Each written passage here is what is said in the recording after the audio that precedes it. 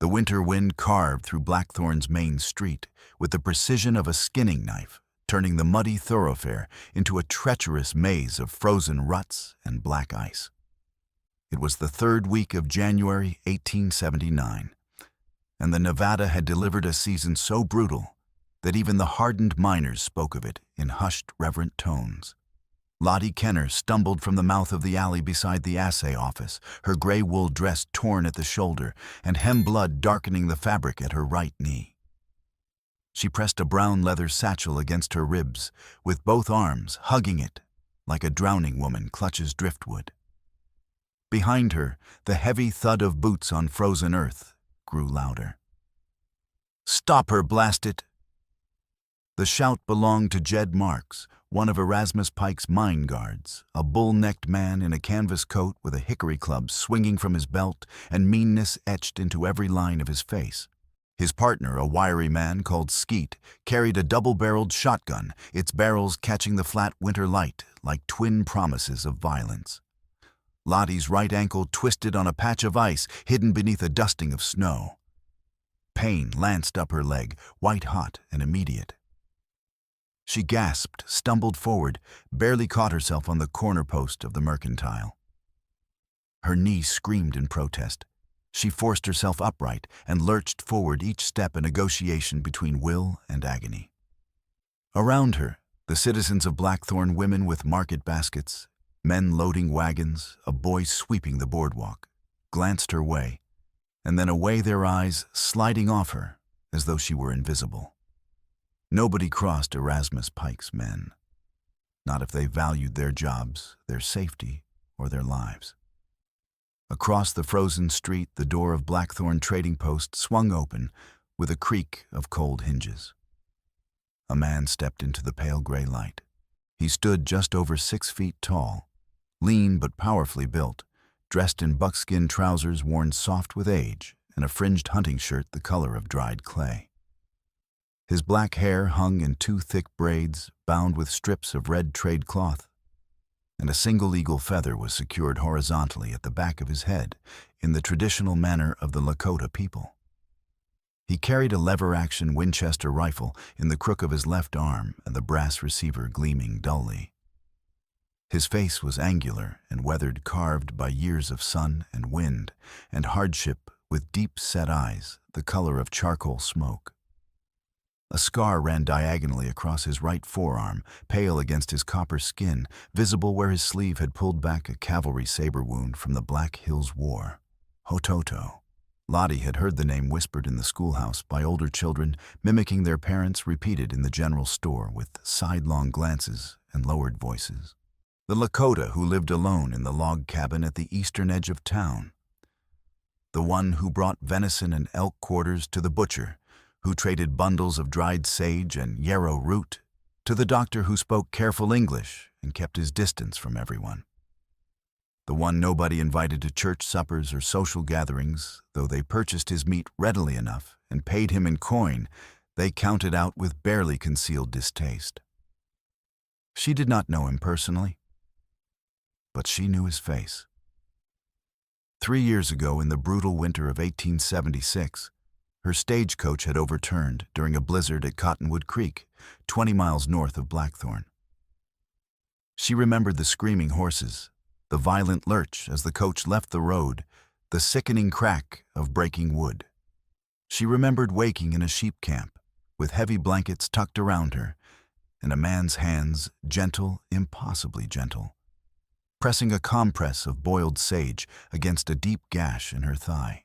She remembered his voice speaking in a language she did not understand, melodic and calm. And then switching to English, "You will live. The bleeding has stopped." When she woke again at dawn, he was gone. The Basque shepherds told her a Lakota scout had carried her through the storm, tended her wound with skill that rivaled any doctor's, and vanished before the cavalry patrol passed through at first light. They said he left to protect her, that a white woman found with a Lakota man would bring accusations, violence, ruin for them both. They did not know his name. Now limping and bleeding in the frozen street with Pike's guards closing in behind her, Lottie looked across the expanse of ice and mud and met those same dark, steady eyes. Recognition slammed through her chest like a physical blow, stealing her breath. Hototo's gaze moved from her face to the satchel clutched against her ribs, then to the two armed men closing the distance behind her with purposeful strides. He did not move, but something shifted in his posture, subtle, dangerous, and his grip adjusted on the rifle. Lottie made a decision born of desperation, instinct, and 3-year-old memory. She lurched toward his cabin, a small log structure set back from the street with a stone chimney trailing smoke. The door stood slightly ajar. She did not call out, did not ask permission. She simply stumbled through the doorway, her injured knee buckling as she crossed the threshold. She caught herself on the rough wooden table, gasping. Hototo moved. He crossed the street in 4 long, silent strides and stepped through his own doorway behind her, his movements economical and fluid. He closed the door with deliberate calm, dropped a heavy plank into the iron brackets to bar it, and set his rifle against the wall within easy reach. Then he turned to the window, positioning himself between the door and the woman, his body angled to see both the street and the interior of the cabin. Outside, boots hammered to a halt. Angry voices rose, ragged with exertion and frustration. "Open up, Injun. That woman's a low-down thief and we're taking her in." Hototo did not reply. He stood at the window, one hand resting on the sill, his breathing slow and controlled. His face was utterly calm. Lottie pressed her back against the far wall, the satchel still clutched to her chest. Her knee throbbed with each heartbeat, a deep, nauseating pulse of pain. Blood seeped through the torn fabric and dripped onto the packed dirt floor. She watched Hototo, waiting for him to speak, to demand an explanation, to throw her back out into the street. He did none of those things. The pounding on the door grew louder, more insistent. "You hear me? Send her out or we're coming in. Don't make this harder than it needs to be." Hototo finally spoke, his voice low and level, carrying through the wooden door like a blade through canvas. "You're under my protection." The pounding stopped. For a moment, there was only the wind moaning around the cabin's eaves and the creak of settling timbers.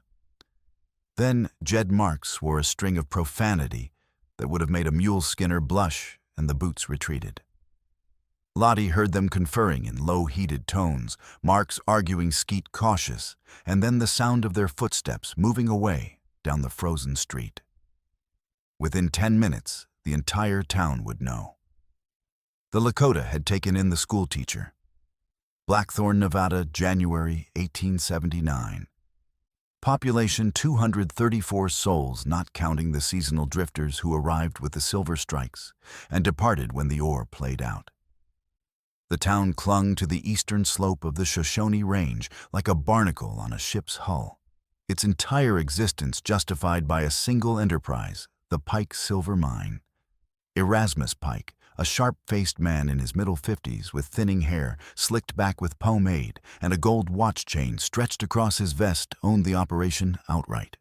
He controlled the payroll, the supply contracts, the assay office, the company's store, and through careful applications of cash payments and thinly veiled threats, he controlled Sheriff Amos Creedy.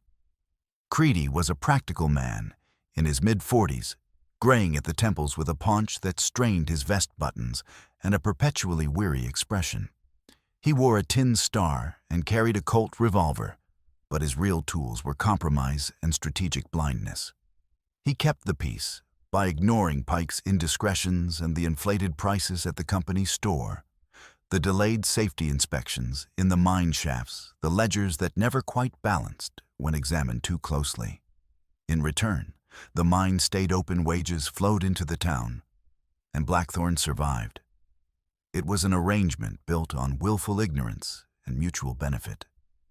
Hototo had no illusions about men like Creedy or Pike.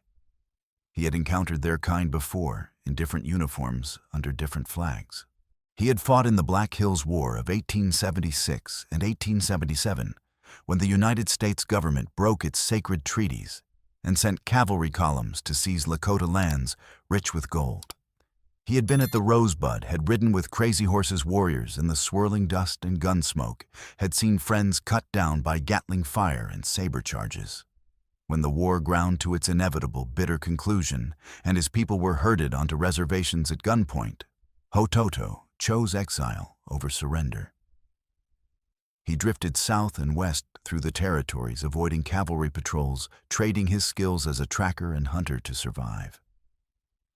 He reached Nevada in the spring of 1877, drawn by the remoteness and the possibility of anonymity. He settled on the outskirts of Blackthorn because the town needed meat, and nobody asked too many questions about a man who could bring down elk in the high country. He lived alone in a cabin he had built with his own hands. Logs chinked with clay and dried moss, a stone hearth that drew smoke cleanly, a bed of pine boughs covered with buffalo hides, traded from a passing Shoshone band. He owned a rifle, a knife with a bone handle, a bow he no longer used, but could not bring himself to discard, and little else. He hunted deer and elk in the high country above the tree line, gathered medicinal plants in the spring and summer, and traded with the few townsfolk who would deal with him directly. Dr. Ellery Finch, the town physician, a pragmatic man who judged people by their actions rather than their bloodlines. Ada Millen, who ran the bakery and had once nursed a Lakota woman through childbirth during her years on a Kansas homestead.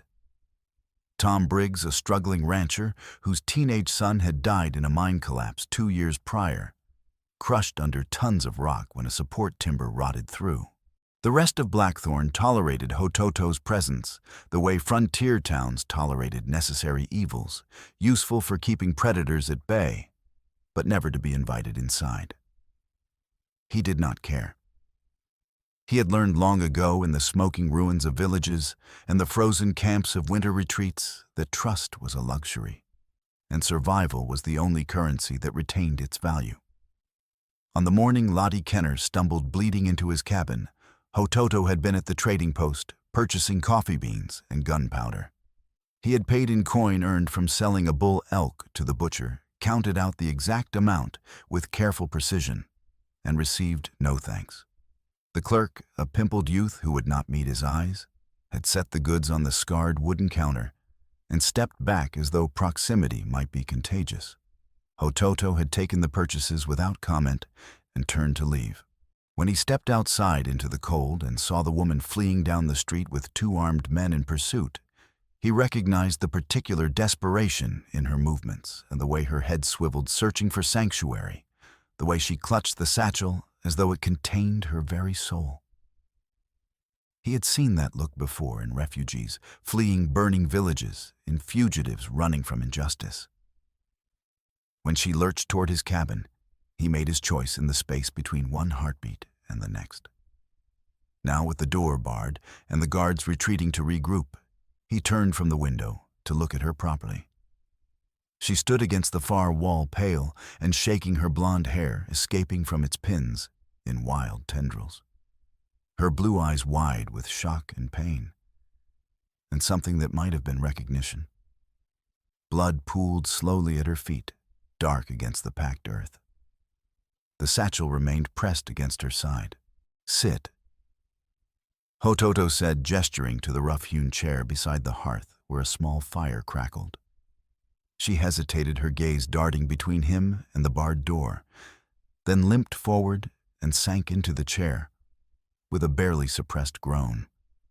Hototo crouched beside her, his movements economical and precise. He examined her knee without touching it, noting the torn fabric, the angle of swelling, the way she held her leg slightly bent to ease the pressure. "I need to see the wound," he said quietly. Lottie nodded, her face flushing despite the pain and cold. She pulled the torn fabric aside with trembling fingers, exposing the bloodied knee. The gash was not life-threatening, but it was deep enough to require stitching, and it was filthy, embedded with grit splinters and God knew what else from the icy boards behind the assay office. Hototo rose, moved to the hearth, and lifted an iron kettle from its hook. He poured warm water into a tin basin, added a handful of dried sage from a bundle hanging on the wall, and stirred it with his fingers.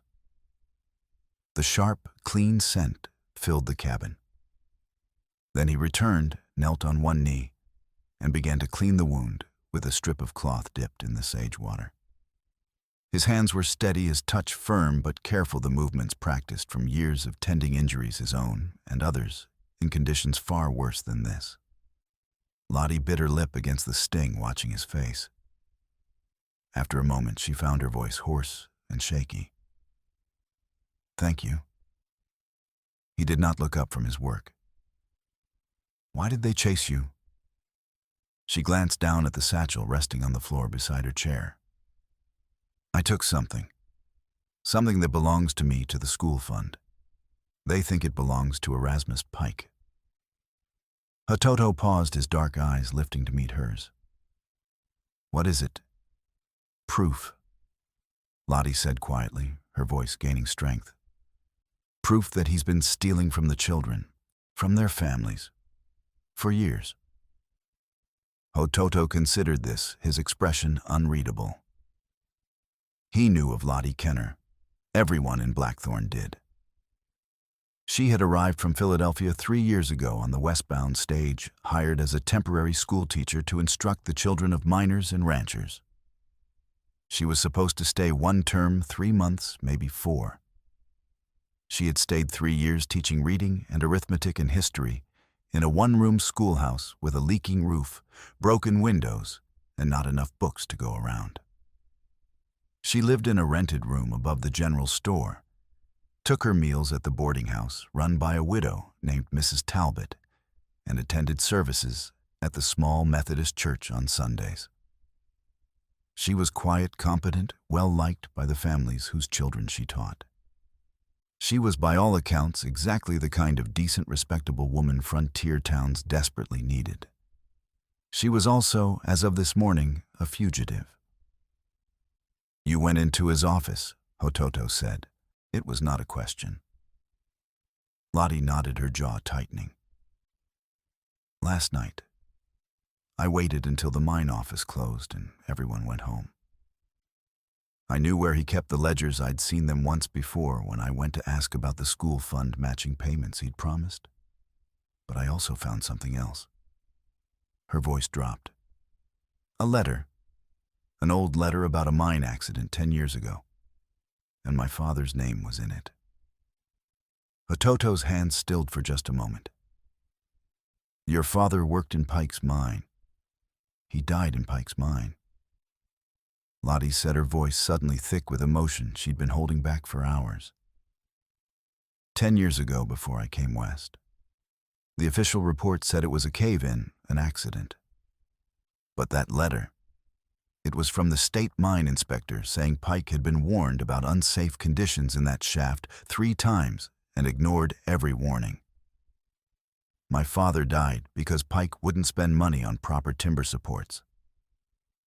Her hands clenched into fists. He killed my father through negligence and greed, and I never knew until last night. Hototo finished cleaning the wound in silence, processing this information. He tore a long strip of cloth from the hem of a spare shirt, hanging on a wooden peg, and wrapped it tightly around her knee, securing it with a careful knot. Your father's name was Kenner, also. Robert Kenner. Lottie confirmed. He came west in '68 looking for silver. Sent money back to Philadelphia for me and my mother, until the day he died. The mine company sent us $50 and a letter saying it was a tragic accident. My mother died 2 years later, consumption, the doctor said, but I think her heart just broke. She looked at Hototo with eyes that held both grief and fury. I became a teacher because I needed work. When the school board in Blackthorn advertised for someone, I took the position. I didn't even know it was the same town where my father had died until I arrived and saw his name on a memorial plaque in the church. But I stayed because the children needed someone, and because... She paused. Because some part of me wanted to understand what had drawn him here, what he'd given his life for. And now you know, Hototo said quietly. He gave his life for a lie, for Erasmus Pike's greed. Yes. The word was barely a whisper. A knock sounded at the door, sharp and authoritative, but not aggressive. A familiar voice called out, calm and educated. Hototo? It's Ellery Finch. Let me in, please. I can help. Hototo rose, lifted the bar, and opened the door a crack, positioning his body to block entry if necessary.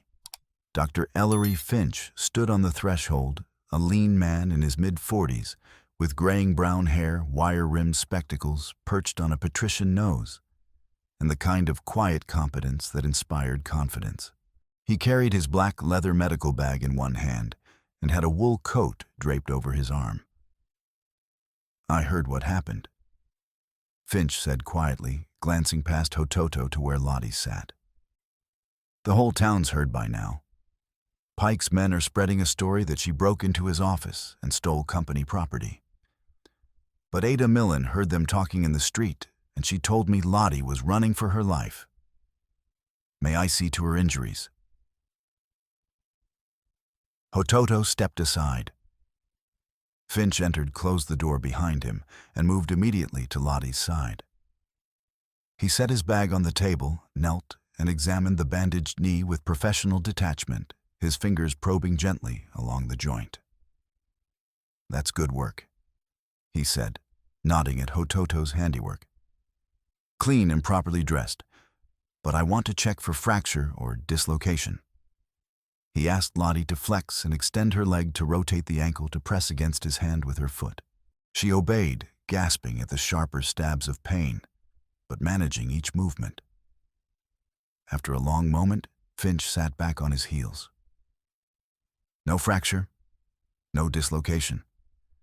But you've badly strained the ligaments, torn some muscle tissue, and that gash is going to need proper stitching if you want it to heal without infection.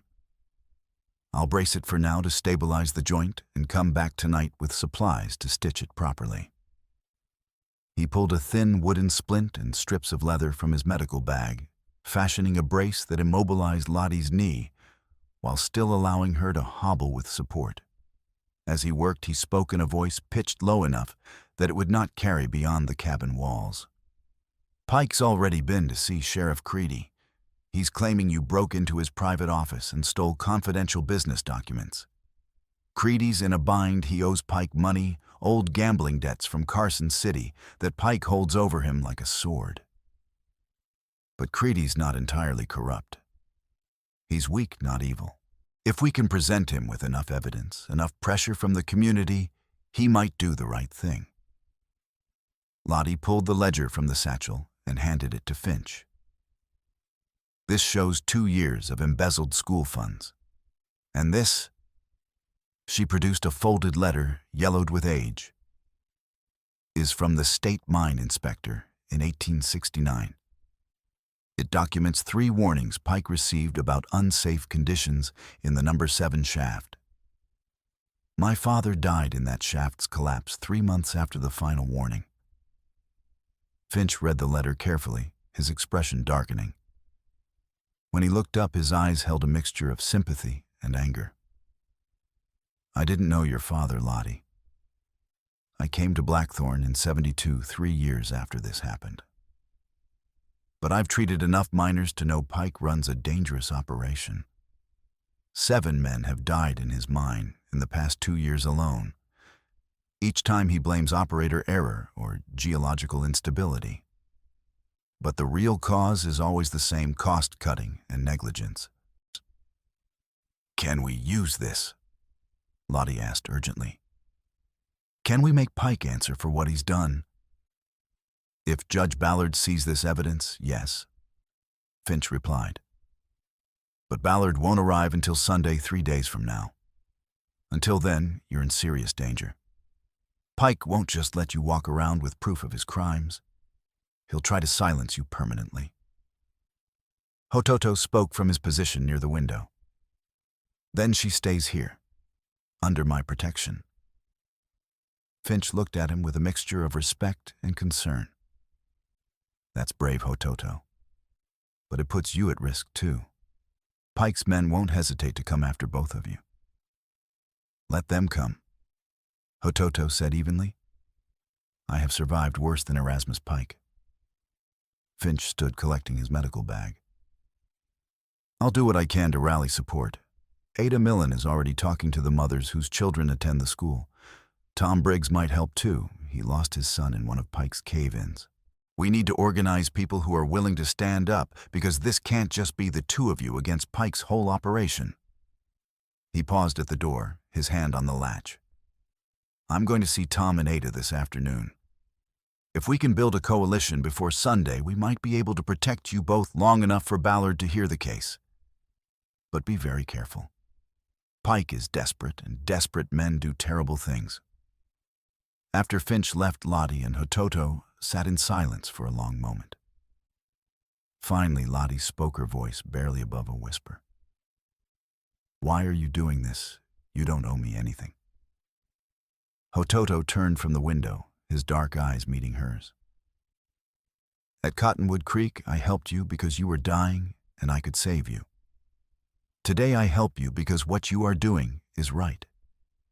Your father deserved justice. Those children deserve their stolen money returned. Sometimes the right thing and the dangerous thing are the same. That does not make it less right. Lottie felt tears prick her eyes. Thank you for everything. Do not thank me yet, Hototo replied quietly. We have 3 days to survive. Much can happen in 3 days. He was more right than either of them knew. The sun had barely touched the western ridge when Sheriff Amos Creedy arrived at Hototo's cabin with an entourage. He brought Jed Marks and Skeet, along with 3 more men from the mine enforcers who did Pike's dirty work when persuasion failed. Behind them, a crowd of curious townsfolk gathered, drawn by gossip and the promise of spectacle. Creedy was a man who preferred negotiation to bloodshed, but he also understood when the stakes were too high to walk away. He stopped 15 feet from the cabin door and raised his voice, projecting authority he did not entirely feel. Hototo, I know you're in there, and I know Mrs. Kenner's with you. I need to speak with her about a serious matter theft from the Pike Mining Company. Open the door and we can settle this peacefully and properly. Inside, Lottie stood beside the table, her hands clenched into fists. Hototo remained at the window, rifle in hand, watching the crowd with the patient wariness of a man who had survived ambushes before. He could see the uncertainty in Creedy's posture, the way the sheriff's hand hovered near his revolver, but did not draw it. He could also see the eagerness in Jed Marks' eyes, the kind of anticipation that came from men who enjoyed using their fists and clubs on people who could not fight back. Hototo made a decision. He set the rifle against the wall, unbarred the door with deliberate slowness, and stepped outside, closing the door firmly behind him.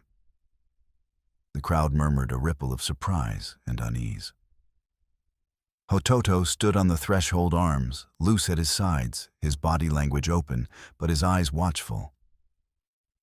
What do you want, Sheriff? Creedy cleared his throat, acutely aware of the watching crowd. I've got a formal complaint from Mr. Pike. He says Mrs. Kenner broke into his private office last night and stole company property, specifically account ledgers and personal correspondence. I need to bring her in for questioning and to recover the stolen items.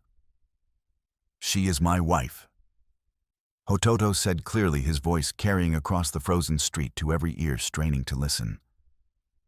What she took to protect what belongs to her and to seek justice for crimes committed against her family. She stole nothing. The murmur became a wave of shock that rippled through the crowd. Creedy's jaw went slack. Jed Marks barked a laugh, harsh and disbelieving. Your wife? You expect us to swallow that horse shit? When did this supposed marriage happen? Injun. Hototo's gaze did not waver. Last month. Judge Ballard performed the ceremony at the river crossing on his way through to Carson City. We are married under territorial law. On the frontier, marriage was often a fluid and pragmatic arrangement, especially in remote territories where circuit judges appeared only a few times a year, and ordained preachers were scarce as hen's teeth. Common law marriages were recognized, partnerships were formalized with handshakes and witnessed vows, and a man publicly claiming a woman as his wife carried significant weight. It was not merely a legal bond, it was a social barrier. A declaration that violence against her would be met with violence in return. It was a line drawn in the dirt, and most men respected it because crossing that line meant blood. Creedy understood this calculus immediately. He also understood that Erasmus Pike would not accept, it would not allow it to stand. The sheriff rubbed his jaw, buying himself time to think. When exactly did this marriage take place? And why wasn't it recorded in the town registry? January 2nd, Hototo said smoothly. Judge Ballard was traveling through on his way to Carson City. He stopped at the river crossing to water his horses. We asked him to perform the ceremony. He agreed and recorded it in his personal ledger. He said he would file the official documentation when he returned to Carson City. It was a careful lie built on a foundation of plausibility. Judge Ballard did travel the circuit regularly, and the river crossing was remote enough that verification would be difficult. The details were specific enough to sound truthful. Creedy frowned, clearly skeptical, but unable to immediately disprove the claim. Around him, the crowd's reaction was mixed, whispers, glances, a few grudging nods of acceptance, from those who respected frontier custom, and sneers of disgust from those who viewed any union between white and Indian as an abomination. Jed Marks stepped forward, his club swinging from his belt, his face twisted with anger. "This is complete horse shit, Sheriff. She's a thief and he's hiding her. We should drag her out of there and let Mr. Pike deal with her properly." Hototo's gaze shifted to Marks, cold and absolutely steady. "Try," he said quietly.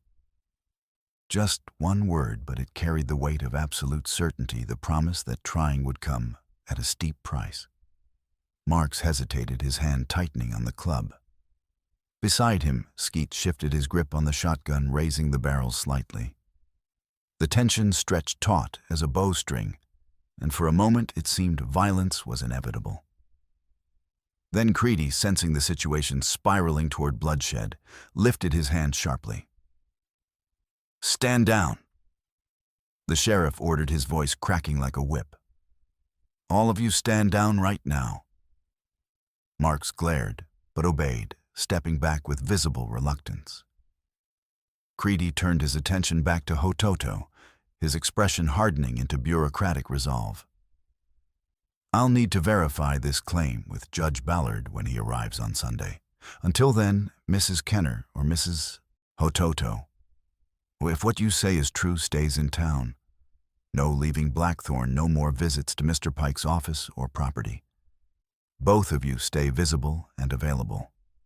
Understood?" Hototo inclined his head, once a minimal gesture of agreement. Creedy addressed the crowd, raising his voice. "Show's over, folks. Go on home. There's nothing more to see here." He gestured sharply to Mark, Skeet, and the other enforcers, and the group retreated down the street, though Marks glanced back over his shoulder with a look that promised this was far from finished. When the street finally emptied, and the last curious onlooker drifted away, Hototo stepped back inside and barred the door. Lottie stood by the hearth, her face pale but her spine straight. "You lied for me. You claimed me as your wife." "I protected you," Hototo corrected, moving to the window to resume his watch. "On the frontier, a wife has protections that an unmarried woman does not. It buys us time." "They'll find out eventually," Lottie said, anxiety tightening her voice. "When Judge Ballard arrives on Sunday, he'll tell them there was no marriage. Then what? By then, we will have presented our evidence, and the truth about Pike's crimes will be public," Hototo replied. The lie will no longer matter, because the greater truth will protect you. Lottie sank into the chair, and the adrenaline draining from her body and leaving exhaustion in its wake. "Why are you doing this? You barely know me." Hototo was silent for a long moment, his gaze still fixed on the street outside. Then he spoke, his voice low and reflective.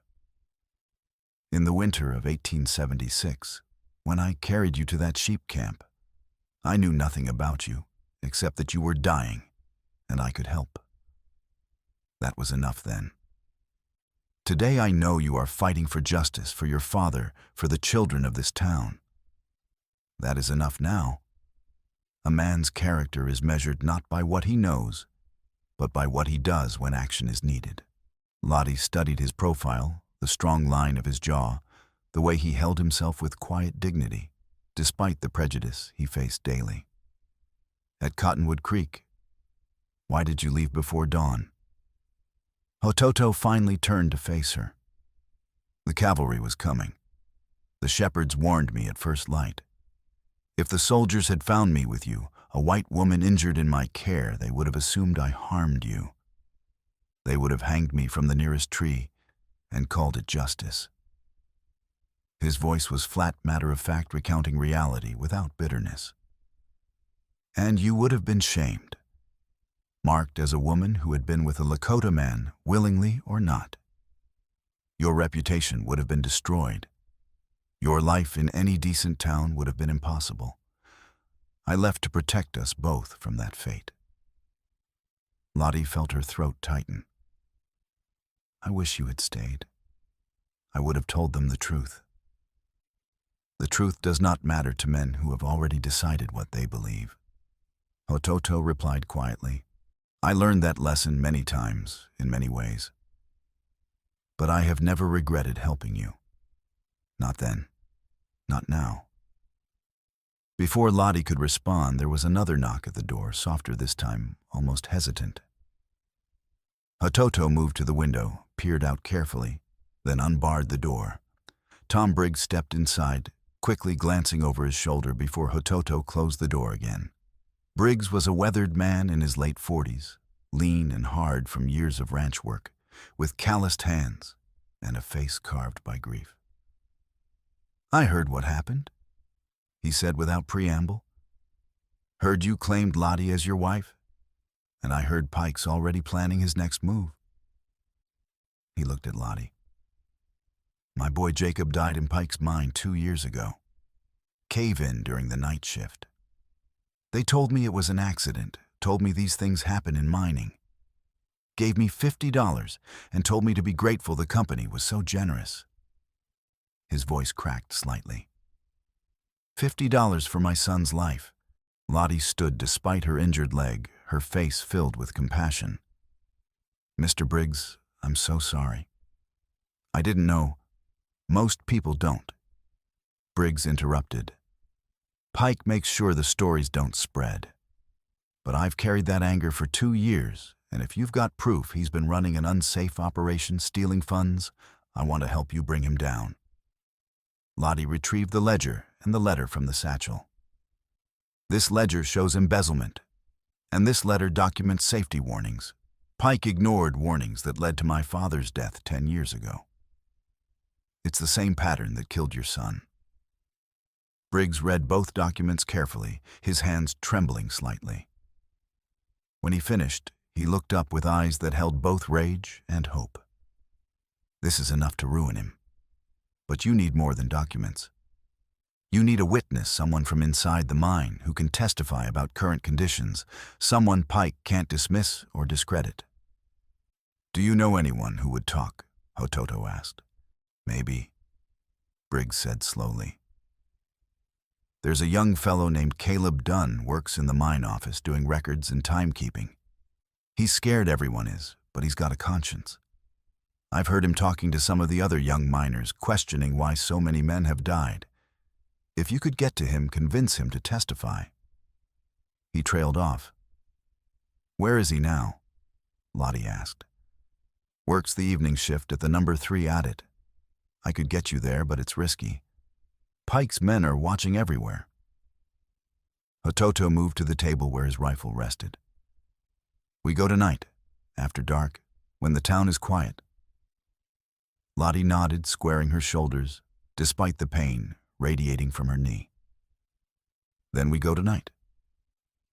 They spent the rest of the day hidden in Hototo's cabin, planning their approach, while the winter sun tracked across the sky and shadows lengthened into evening.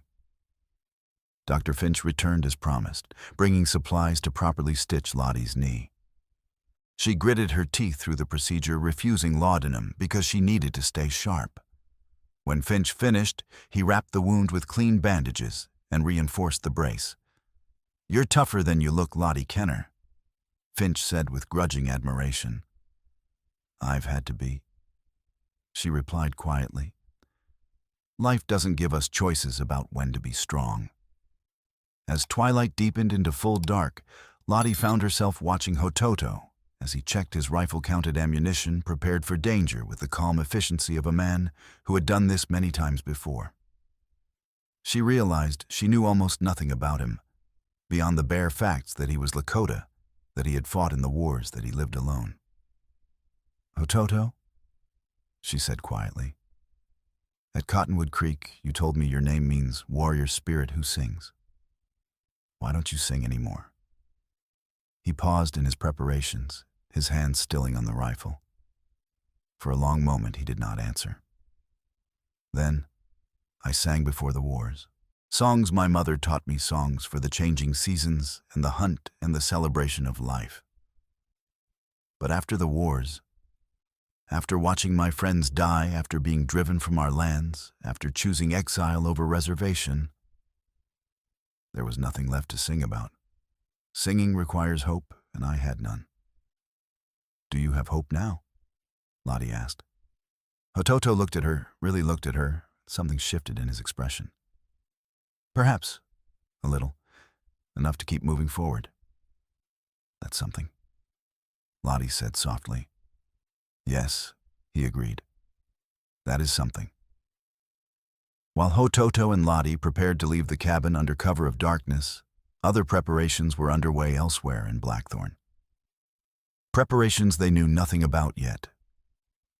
Dr. Ellery Finch had not been idle after leaving Hototo's cabin that afternoon. He went first to Tom Briggs's ranch on the edge of town, finding the rancher mending fence in the fading light. They spoke in low, urgent tones, Finch showing him copies of the documents Lottie had stolen. Briggs's face had darkened with each page. "This is what I suspected," Briggs said quietly. "This is why Jacob died. Pike knew that timber was rotted through, and he did nothing."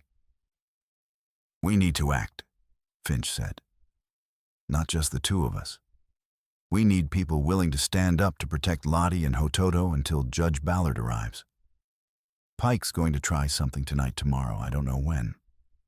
But he can't afford to let this evidence reach the judge." "I'll talk to some of the miners," Briggs said. "Men who've lost friends in cave-ins. They'll listen to me." "And I'll talk to the families," Finch replied. "The mothers whose children Lottie teaches. They'll understand what's at stake." From there, Finch had gone to Ada Millen's bakery just as she was closing for the evening. Ada was a sturdy woman in her late 50s with iron-gray hair and hands that had kneaded 10,000 loaves of bread. She listened to Finch's explanation with growing outrage. "That poor girl," Ada said, her voice tight with anger. "Teaching our children for 3 years, and all the while her father's killer was walking around free, profiting from his crimes." She untied her apron with sharp, decisive movements. "I'll gather the mothers. We'll be ready." "Ready for what?" Finch asked. "For whatever needs doing," Ada replied grimly. "Pike's men won't expect a fight from women, which makes us all the more dangerous when we choose to give them one." Now, as full darkness fell, and Hototo, Lottie, and Tom Briggs made their way toward the mine, another group was gathering in the back room of Ada Millen's bakery. 6 women sat around a work table still dusted with flower mothers, whose children attended Lottie's school women, who had benefited from her patience and dedication. Ada stood at the head of the table, her expression fierce. "Lottie Kenner has taught our children for 3 years," Ada said without preamble. "She's asked for almost nothing in return, certainly not the wages she deserved. And now we learn that Erasmus Pike has been stealing the money we donated for school supplies, for heating coal for books. Money we scraped together from our own meager earnings." Her voice rose. "And we also learn that Pike killed her father through negligence, just as he's killed 7 men in the past 2 years through the same criminal disregard for safety." Martha Reynolds, a thin woman with work-roughened hands, spoke up. "Dr. Finch says Pike's going to try to silence her, try to kill her before Judge Ballard arrives." "That's exactly what he'll do," Ada confirmed. "Which is why we need to be ready. Tom Briggs is organizing some of the miners. We need to be prepared to act if Pike's men move against Lottie and Hototo." "What can we do?" another woman asked. "We're not gunfighters." "We don't need to be," Ada replied. "We just need to show up. Pike's men are bullies and cowards. They rely on people being too scared to resist. If we show them we're not afraid, if we show them there are consequences for hurting people we care about, they'll back down." At the same moment, in a small shack behind the livery stable, Tom Briggs was having a similar conversation with 3 miners, grizzled men in their 30s and 40s, who had worked in Pike's mine long enough to know its dangers intimately. "Pike's going to come for them," Briggs said bluntly. "Maybe tonight, maybe tomorrow. But he can't let that evidence reach Judge Ballard, which means Lottie and Hototo are dead unless we do something." "What are you proposing?" asked a man named Dutch, a former shaft foreman with a scarred face and suspicious eyes. "I'm proposing we watch Briggs's ranch tonight," Briggs replied. "That's where they'll likely end up after they talk to Caleb Dunn at the mine. If Pike's men show up, we show up too. We make it clear that hurting Lottie means going through all of us." "That's a good way to get killed," Dutch observed. "Maybe," Briggs agreed. "But I'm tired of living in a town run by a man who killed my son and got away with it. If we don't stand up now, when do we? When he's stolen everything and killed everyone? No.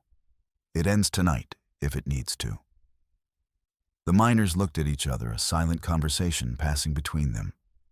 Finally, Dutch nodded. "All right, we're in. But we bring rifles and we don't go alone. I know 2 other fellows who'll come." "Good," Briggs said. "Spread the word, quiet-like. Meet at my ranch at midnight. If nothing happens, we all go home. If Pike's men come—" He left the sentence unfinished, but the implication was clear.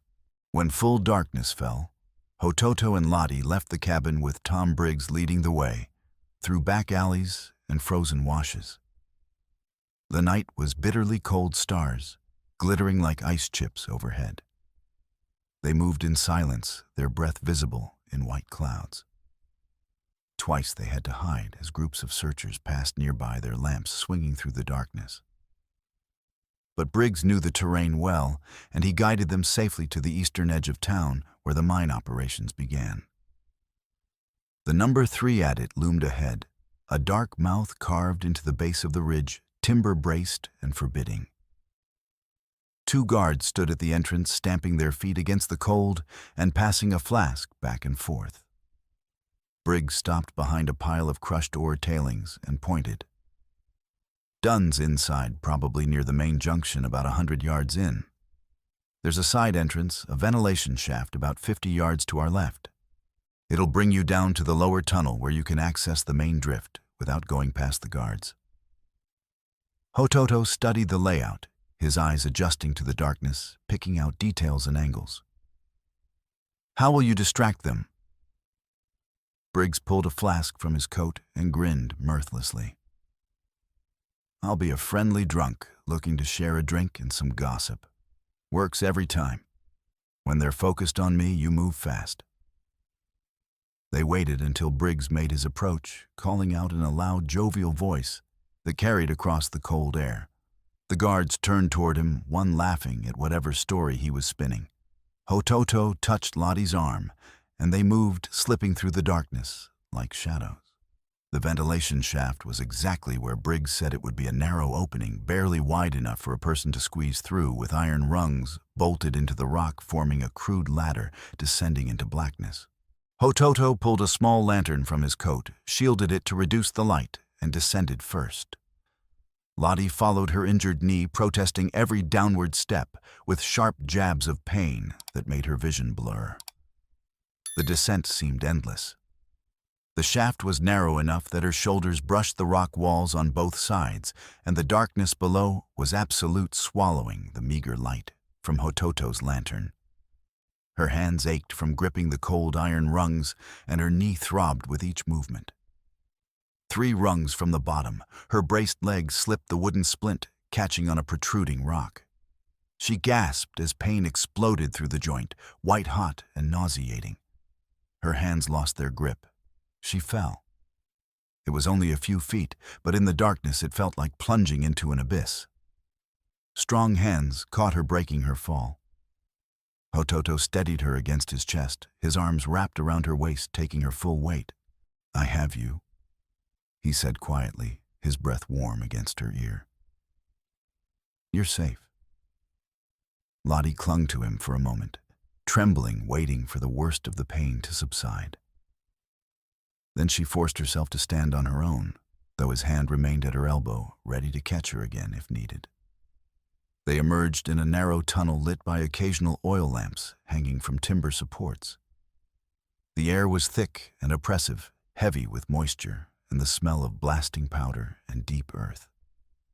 The darkness between the lamps seemed to pulse with malevolent weight, pressing in on them from all sides.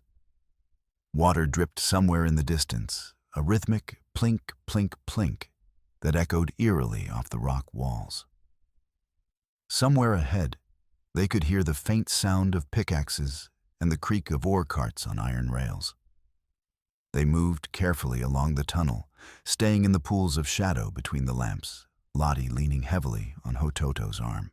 Each step was an exercise in willpower. Her knee had swollen to nearly twice its normal size inside the brace, and the pain radiated up her thigh and down her calf with every movement.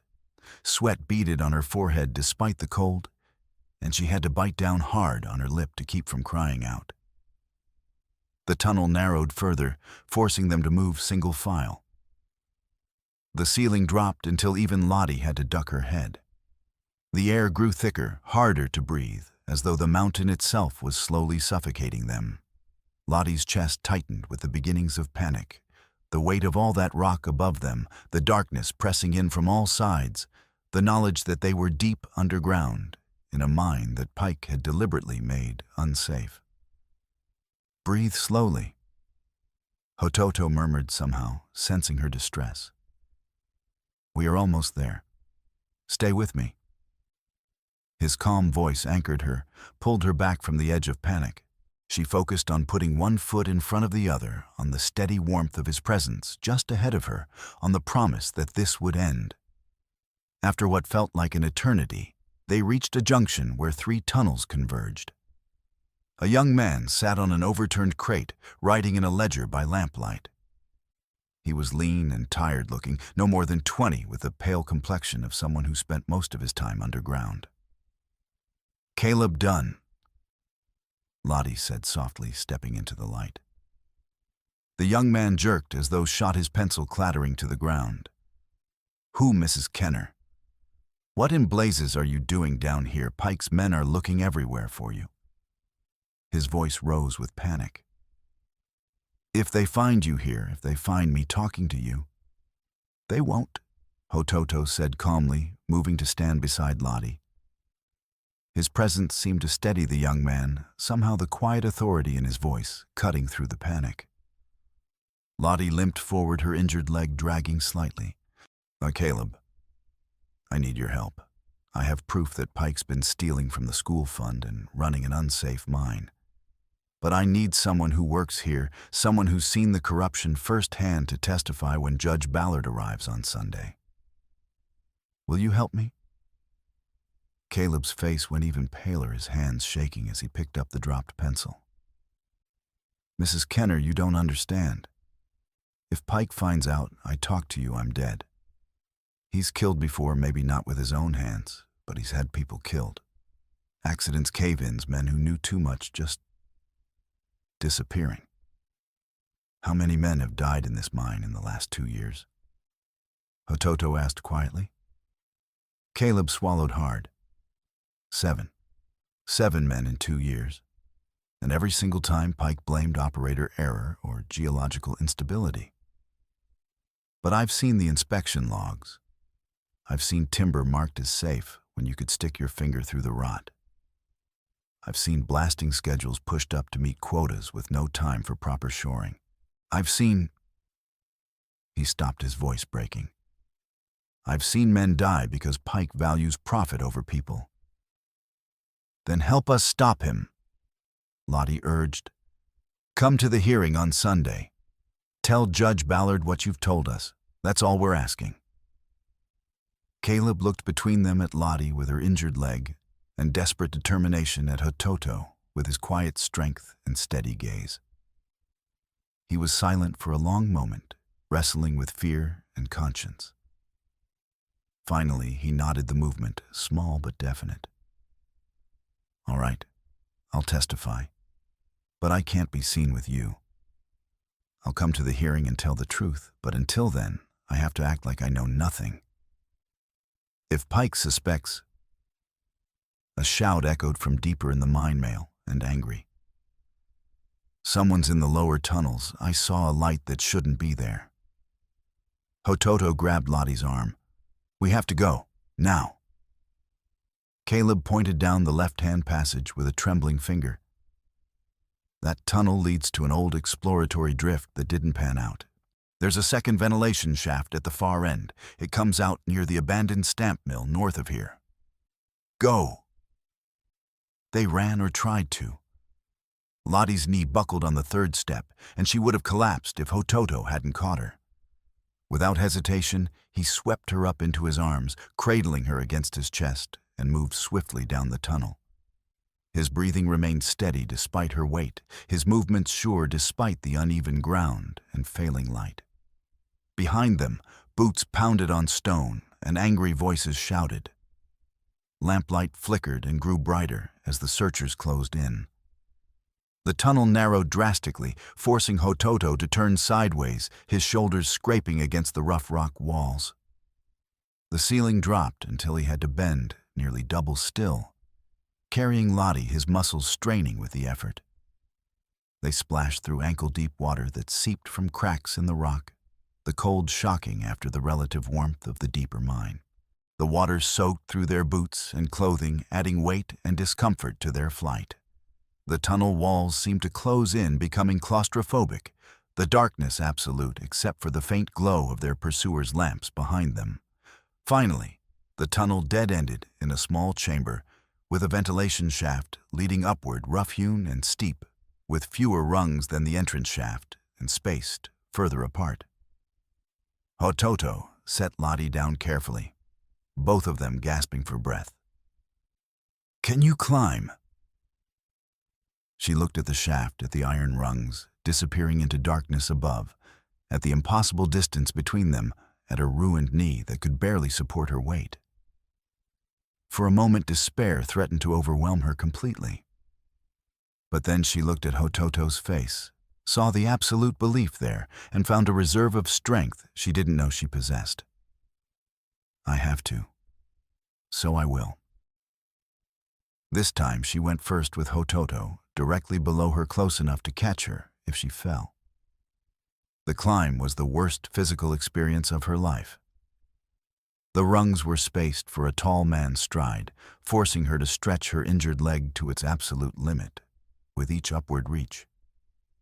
Pain radiated from her knee in waves so intense she could barely see, could barely think.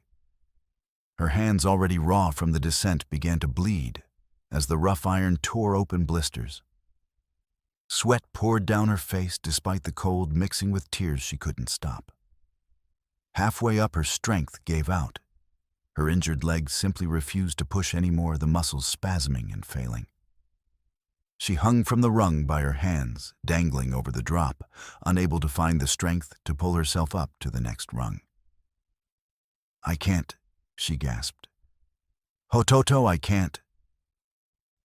Below her, Hototo shifted his position, bracing his feet on 2 rungs, while reaching up with one hand to support her from beneath.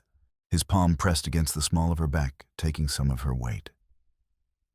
"You can," he said with absolute certainty. "Bend your good leg. Push with it. I will hold you. Push now." She obeyed, finding one last reservoir of will, and pushed. Her good leg burned with effort as it took the full weight of her body, but she rose, caught the next rung, pulled herself up. Hototo climbed with her, his hand never leaving her back, ready to catch her if she fell. They climbed like that for what felt like hours but was probably only minutes, each rung a small victory, each breath a negotiation with pain and exhaustion. Below them, the sounds of pursuit grew louder. The searchers had reached the bottom of the shaft. Finally, mercifully, Lottie's reaching hand found not another rung but the edge of the shaft opening. Cold night air rushed across her face, so sweet it made her want to weep. With Hototo pushing from below, she dragged herself out of the shaft and collapsed on the frozen ground, gasping and shaking. Hototo emerged a moment later and immediately pulled her away from the opening into the shadow of the nearby stamp mill. They stumbled into the skeletal structure just as lamplight began to glow from the ventilation shaft behind them. Inside the stamp mill, Hototo found a relatively sheltered corner behind a rusted ore crusher and lowered her carefully to the ground. He removed his heavy coat and wrapped it around her shoulders, and then positioned himself between her and the entrance rifle, ready. Lottie huddled in the coat, trembling violently, whether from cold pain or shock she could not tell.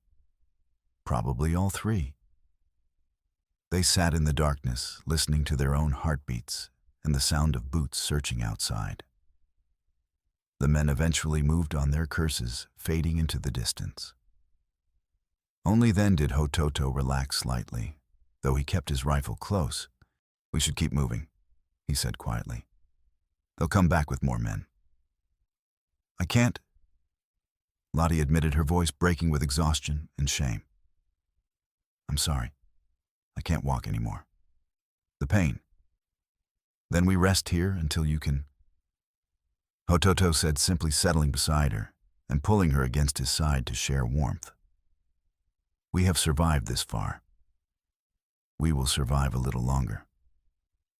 They sat together in the cold darkness, and Lottie found herself talking about her father, about growing up in Philadelphia, about the loneliness of coming west and never quite fitting in.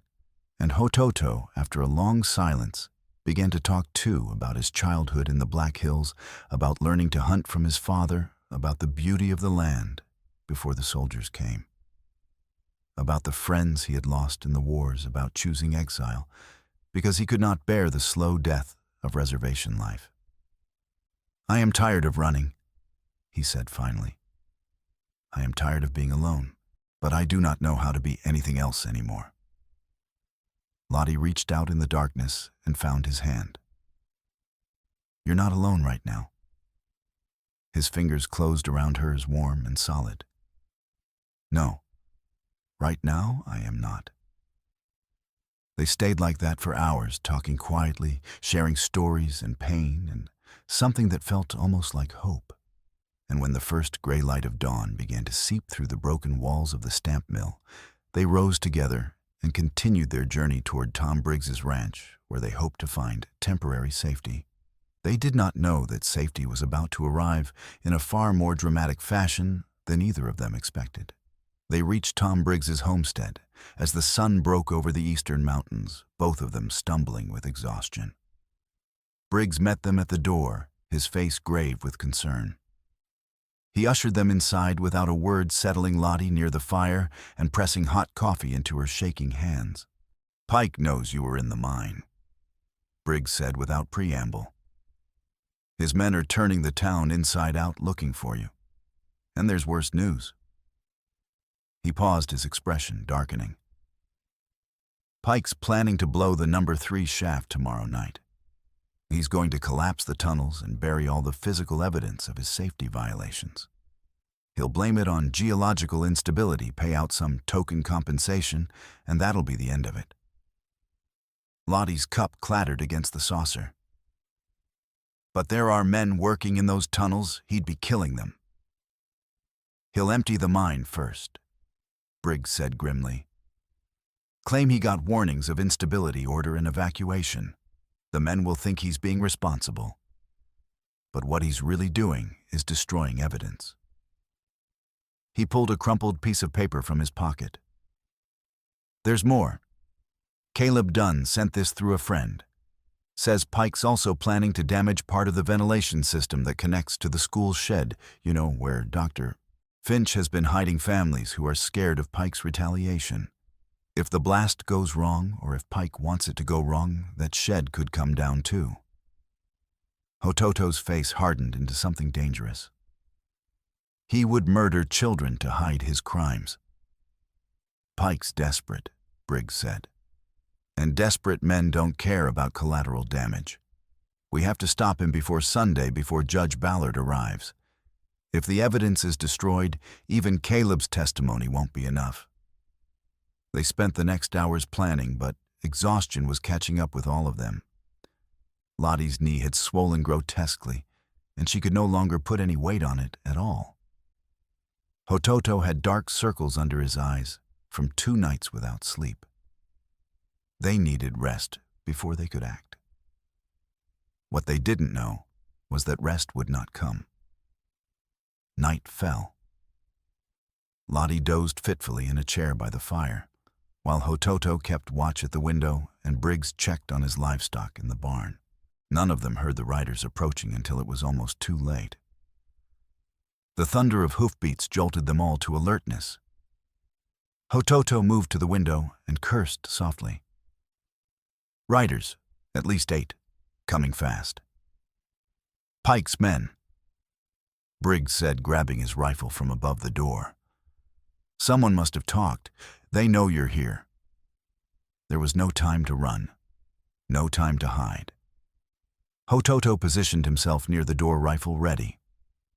Lottie grabbed the derringer from her coat pocket, checking to make sure both barrels were loaded. Her hands shook, but her jaw was set with determination. Briggs moved to the opposite window, his weathered face grim. The riders surrounded the ranch house, their horses snorting and stamping in the cold. A voice rang out. Not Jed Marks this time, but someone worse. Bram Kincaid, Pike's most feared enforcer, a man with a reputation for solving problems with fists, knives, and bullets. "Briggs, send out the engine and the woman, and we'll leave you be. Refuse, and we burn you out." Briggs shouted back through the window. "Go to hell, Kincaid. This is my property, and these people are under my protection." Wrong answer. A torch arced through the air, landing on the roof of the barn. Flames caught immediately in the dry wood and old hay. Within seconds, the barn was a blaze fire, roaring up into the night sky, casting hellish orange light across the snow-covered yard. "We have to get out," Hototo said urgently. "If they fire the house, we'll be trapped." But before they could move, the front door exploded inward, smashed by a battering ram improvised from a timber post. 3 men poured through Kincaid in the lead, with a pistol followed by 2 others with clubs and knives. Hototo fired his shot, catching one of the men in the shoulder and spinning him around with a scream of pain. Briggs fired too, his bullet punching through the door frame inches from Kincaid's head, showering him with splinters. Chaos erupted. Kincaid dove behind the overturned table, returning fire, his bullets chewing into the wall near Lottie's head. She aimed her derringer with shaking hands and fired at another man rushing through the door. The small pistol barked the shot going wide, but close enough to make the man flinch and stumble. Hototo levered another round into his Winchester and fired again, forcing the attackers to take cover. But more men were coming through the door, and the odds were turning against them rapidly. Hototo realized they had only seconds before they were overwhelmed. He grabbed Lottie's arm and pulled her toward the back of the house, toward the kitchen and the rear door that led outside. "Go!" he shouted to Briggs. "Fall back." They stumbled through the kitchen as bullets chewed into the walls behind them, wood chips and plaster dust filling the air. Briggs was right behind them, firing backward to cover their retreat. They burst out the back door into the frigid night, the burning barn casting dancing shadows across the yard. Kincaid and his men poured out after them, spreading out to cut off escape routes. Hototo fired twice, dropping one man and forcing another to dive for cover behind a water trough. But his rifle clicked empty. He was out of ammunition. He reversed his grip, holding it like a club, placing himself between Lottie and the advancing men. Kincaid saw the empty rifle and grinned viciously, blood running down his face from the splinter wounds. He raised his pistol, taking careful aim at Hototo. "End of the line, savage. Should have minded your own business." The gunshot that rang out did not come from Kincaid's pistol. It came from the darkness beyond the burning barn, a rifle shot clean and precise. Kincaid's pistol flew from his hand, spinning away into the snow. He howled, clutching his bleeding fingers. Figures emerged from the darkness, moving into the firelight. "Tiraberda." Ellery Finch held a rifle smoke still curling from the barrel. Ada Millen stood beside him with a shotgun that looked comically large in her small hands, but which she held with obvious familiarity. Behind them came a dozen more people-women Lottie recognized as mothers of her students, carrying rolling pins and cast-iron skillets and whatever else they could find. And men too, miners who had worked under Pike's brutal conditions, carrying rifles and pickaxes and the kind of anger that had been building for years. "That's enough, Kincaid." Finch shouted, his voice carrying clear authority. "You're outnumbered and outgunned. Tell your men to stand down, or we'll put every last one of you in the ground." Ada Millen stepped forward, her shotgun trained on one of the enforcers. "You boys might be used to bullying folks one or two at a time, but there's 20 of us and 8 of you, and we're done being afraid. Drop your weapons, now." Kincaid looked around, wildly, saw the determined faces surrounding him, the firelight glinting off rifle barrels, and the cold fury in eyes that had seen too much injustice. He saw his own men backing away, hands raised, unwilling to fight these odds. With a snarl of frustrated rage, he threw down his gun. "Pike will hear about this," he spat. "All of you will pay." "No," a new voice said from the darkness, calm and authoritative. "Pike will pay." Sheriff Amos Creedy emerged into the firelight, his revolver drawn, his face haggard but determined. Behind him walked Judge Ballard himself, arrived a day early, his traveling cloak dusted with road dirt and his expression thunderous. "What in blazes is going on here?" Ballard demanded, his voice cutting through the confusion like a judge's gavel. Within the hour, the entire group had relocated to the Blackthorn schoolhouse, the only building large enough to hold everyone. Creedy's deputies had arrested Kincaid and his men. The fire at Briggs's barn had been contained before it spread to the house.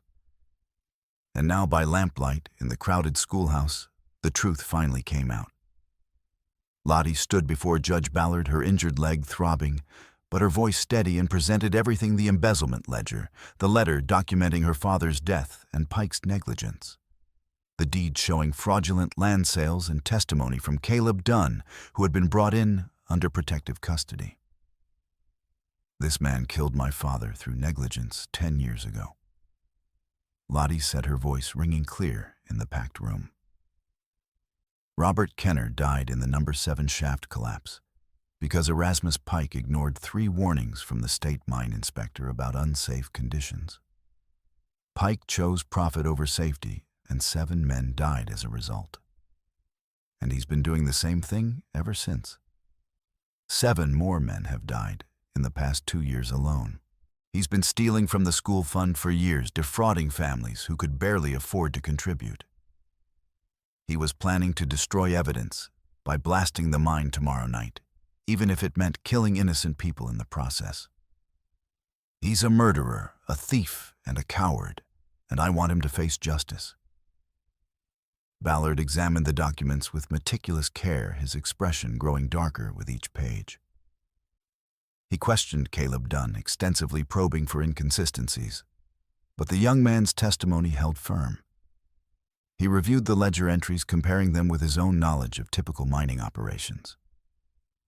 When he finally looked up, his eyes were hard as flint. "Where is Erasmus Pike?" "He's at the mine," Creedy said quietly. "He's been there all day overseeing the placement of blasting charges. He doesn't know we're here."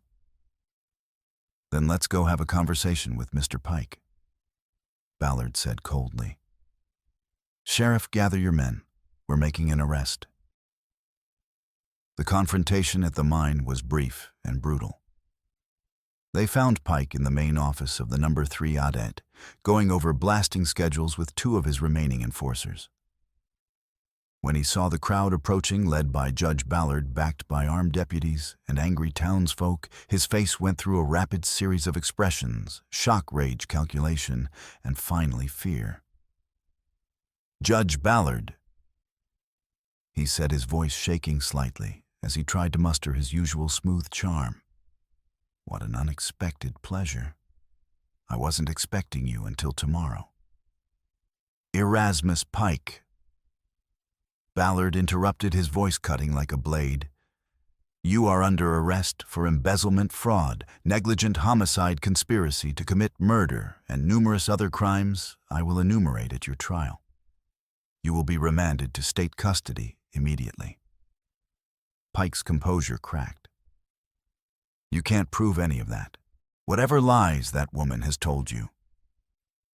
"These aren't lies," Lottie said, stepping forward despite her injured leg, supported by Hototo's steady presence beside her. "This is evidence. Evidence you tried to destroy. Evidence you were willing to kill for." She held up the letter with a hand that shook with barely controlled fury. "You killed my father, Robert Kenner, through your negligence in 1869. You were warned 3 times about unsafe conditions in the No. 7 shaft. You ignored those warnings because fixing the problems would have cost you money. And 3 months later, the shaft collapsed and killed 7 men, including my father. You've spent 10 years getting away with murder, Mr. Pike. That ends tonight." Pike's face went white, then red, his hands clenching into fists at his sides. "Your father, you're Robert Kenner's daughter." For the first time, genuine fear flickered in his eyes. I swear I didn't know who you were." "It doesn't matter whether you knew." Lottie continued, her voice shaking with barely controlled fury. "You killed him just the same. You've killed so many people with your greed, your negligence, your complete disregard for human life. Every penny you saved by cutting corners, every safety inspection you falsified, every warning you ignored, they all have names attached to them. Robert Kenner, Jacob Briggs, 7 others in just the past 2 years. And now you're going to answer for every single one of them." Pike looked around wildly, searching for support, for allies, for any possible escape. He found none. Even his own enforcers were backing away, unwilling to go down with him. His gaze fell on the blasting box sitting on his desk, the detonator for the charges already placed throughout the mine. "If I go down, I'm taking all of you with me," he screamed, lunging for the plunger. Hototo moved faster than anyone thought possible. He crossed the distance in 2 strides and slammed into Pike, driving him away from the detonator and sending them both crashing to the floor. Pike clawed at Hototo's face, thrashing like a cornered animal, landing a wild punch that split Hototo's lip. But Hototo was stronger and far more experienced in combat. He pinned Pike down his knee on the man's chest, his hand around Pike's throat, not choking, just holding him immobile. "It's over," Hototo said quietly, blood from his split lip dripping onto Pike's shirt. "Accept it." Creedy and his deputies rushed forward, pulling Pike to his feet and snapping iron restraints around his wrists. The mine owner sagged between them, all the fight draining out of him at once. He looked at Lottie with something that might have been recognition or regret. "Your father was a good man," Pike said hoarsely. "I'm sorry. I truly am." "Sorry doesn't bring him back," Lottie replied, her voice cold and final. "No, sorry doesn't undo 10 years of theft and murder. You'll answer to the law now, Mr. Pike. And I hope you live long enough to understand the full weight of what you've done." The trial was held in Carson City 3 weeks later. It lasted 4 days, and the courtroom was packed with spectators every single day. Miners, families, townsfolk who had traveled from Blackthorn to see justice done. The prosecution presented overwhelming evidence: the embezzlement ledger with its damning entries, the 1869 letter from the mine inspector documenting Pike's willful negligence testimony from Caleb Dunn about current safety violations, and falsified inspection statements from families who had lost loved ones, and Ollie Webb's testimony about the planned mine blast. The defense tried to argue that Pike had been misled by subordinates, that he hadn't personally known about the specific safety issues, that the embezzlement had been committed by rogue employees acting without his knowledge. But the weight of evidence was crushing, and Pike's own panic-stricken attempt to detonate the mine charges had been witnessed by dozens of people. The jury deliberated for less than 2 hours before returning a guilty verdict on all counts. Judge Ballard sentenced Pike to 20 years hard labor in the Nevada State Prison at Carson City, with no possibility of parole. As the sentence was read, Pike showed no emotion. He simply stared straight ahead, a broken man finally facing the consequences of his choices. There was one tragedy that couldn't be undone, one loss that cast a shadow over the victory. Caleb Dunn, the young man who had testified so bravely despite his fear, died 4 days after the trial from internal injuries sustained during one of the confrontations in the mine injuries he had hidden, insisting he was fine because he didn't want to be prevented from testifying. By the time the bleeding became obvious, it was too late. Dr. Finch worked through the night trying to save him, but the damage was too severe. At Caleb's funeral, held on a windswept ridge overlooking Blackthorn, Lottie spoke about courage and sacrifice and the price of doing what was right. Nearly everyone in town attended a silent acknowledgement of the debt they owed to a young man who had found his courage when it mattered most. When Lottie's voice broke and she couldn't continue, Hototo stepped forward and finished reading the eulogy she had written, his deep voice carrying across the ridge. Caleb Dunn was afraid, Hototo read, but he acted anyway. That is the truest definition of courage, not the absence of fear, but the willingness to do what is right despite being afraid. He saved lives with his testimony. He gave meaning to the deaths that came before his own. We will remember him. After the service, Hototo found Lottie standing alone at the graveside, tears streaming down her face. He stood beside her in companionable silence for a long moment before speaking. "His death was not your fault." "I know," Lottie said quietly, her voice thick with grief. "But it still hurts. He was so young. He had his whole life ahead of him." "He chose to testify knowing the risks," Hototo replied gently. "That was his choice, his courage. Do not diminish it by taking responsibility for what others did to him. Honor it by living the life he made possible." Lottie nodded, wiping tears from her face. I keep thinking about my father, about how he came west looking for opportunity for a better life, and found only greed and death. And I think about all the other men who died in Pike's mine, all the families who suffered. At least now they have justice. It's not enough justice, never is, but it's something. It is more than something. Hototo said firmly. It is the difference between a world where evil goes unpunished and a world where actions have consequences. You made that difference, Lottie. You should be proud. They walked back toward town together, and Lottie realized that at some point during the past weeks, Hototo's presence beside her had become as natural as breathing. The lie they had told that they were married had become a truth in all but legal formality. They had faced death together, fought together, survived together. The bond between them was forged in fire and blood, and it was real in every way that mattered. That evening, in the small cabin they had rebuilt on the site of the one that had burned, Lottie brought up the subject that had been hovering between them for days. Hototo, when you told Sheriff Creedy we were married, it was to protect me. A lie of necessity. But now that the danger has passed, now that Pike is in prison and the threat is over, I need to know. She paused, gathering her courage. Do you want to end the pretense? Do you want me to take my name back and go back to being just the school teacher? Hototo set down the knife he had been sharpening and looked at her fully, his dark eyes meeting hers with an intensity that made her breath catch. Is that what you want?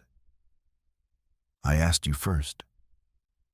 Lottie replied, a small smile tugging at her lips despite the seriousness of the conversation. He stood and crossed the room to where she sat by the fire. He knelt so their eyes were level, so there could be no mistaking his sincerity. I have lived alone for years because I believed there was no place for me in your world. Because I thought that exile was the only option left to me after the wars. But you have shown me that courage and honor exist everywhere in people of all kinds. You have shown me that connection is possible, even across the divides that men create. You have shown me that I do not have to be alone. He took her hands in his grip warm and strong. Wind. If you are willing to make the lie into truth, if you are willing to face the prejudice and hardship that will come with being my wife in truth and law, then yes, I want that. I want to build a life with you. Lottie felt her throat tighten with emotion, tears pricking her eyes for a very different reason than grief. I want that too. Not because we have to anymore, but because I choose to. Because you've proven yourself to me in every way that matters. Because when I think about my future, I can't imagine it without you in it. Hototo smiled, a genuine, full smile that transformed his face and made him look years younger. Then we have an agreement. He leaned forward and kissed her, and this time there was no desperation or fear or looming danger, only warmth and promise, and the beginning of something neither of them had expected to find. The wedding was held 6 weeks later in late March in the schoolhouse that had become the center of so much of their shared story. Spring was finally breaking through the lingering winter, and the air carried the scent of melting snow and new growth. Judge Ballard officiated, his stern demeanor softening slightly for the occasion. The gathering was small but meaningful. Dr. Finch and Ada Millen, Tom Briggs with tears in his eyes, Ollie Webb looking uncomfortable in his Sunday best, Sheriff Creedy, who had somehow found his spine and now enforced the law fairly, and a delegation of families whose children attended Lottie's school. Hototo wore his best buckskin shirt, cleaned and mended with careful stitches, with the eagle feather in his hair and new moccasins Ada had helped him make. Lottie wore a simple dress the color of spring sky, borrowed from Ada Millen, and altered to fit with her hair pinned up and adorned with sprigs of sage and yarrow plants that had healing properties, plants that Hototo had used to save her life twice. plants that now symbolized the life they were building together. When Ballard asked if they took each other as husband and wife, they both answered clearly and without hesitation, "I do." There was no grand celebration afterward, no elaborate reception. Ada had baked a cake, and there was coffee, and the children sang songs they had learned in class, including one about courage that Lottie had written in Caleb's memory. It was modest and simple and absolutely perfect. As the guests began to filter out into the spring evening, Tom Briggs pulled Lottie aside. "Your father would be proud of you," he said gruffly, his voice thick with emotion. "You got justice for him and for my boy and for all the others. That's worth something. That's worth everything." "It is," Lottie agreed, squeezing his weathered hand. "Thank you for helping us. We couldn't have done it without you." Briggs shrugged, uncomfortable with gratitude. "Just did what was right. Should have done it years ago, but..." He trailed off, then looked at where Hototo stood near the door, talking quietly with Dr. Finch. "He's a good man, Lottie. One of the best I've known. Treat him well." "I intend to," Lottie said softly, her gaze following Briggs's to where her husband stood in the evening light. Spring turned to summer, and summer to early autumn. The mine reopened under new management installed by the territorial government, with proper safety protocols and regular inspections conducted by an independent inspector who couldn't be bribed or intimidated. The school fund was restored and began to grow as families contributed, now trusting that their money would actually benefit their children. Lottie taught through the spring term and into the fall, and the schoolhouse received its first real improvements in years: a new roof that didn't leak windows, that actually closed properly books and slates for every student. Hototo continued to hunt and trade his skills, valued now, not just for the meat he provided, but for the knowledge he shared. He began teaching occasional lessons at the school about tracking and survival skills, about reading animal signs and understanding the land. The children adored him, and slowly, grudgingly, even some of the parents who had initially been hostile began to soften. Not everyone, some prejudices ran too deep to overcome with mere facts or gratitude, but enough. Enough to make a difference.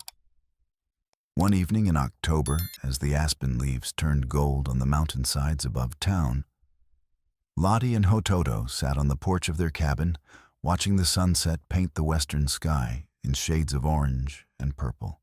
She was correcting arithmetic papers, and he was carving a small wooden horse for one of the students, a girl named Emma, whose father had died in one of Pike's cave-ins and who was just beginning to smile again.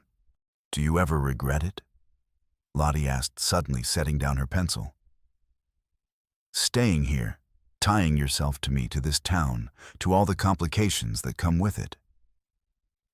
Hototo considered the question seriously, as he considered most things, turning it over in his mind before answering. "No. There are hard days.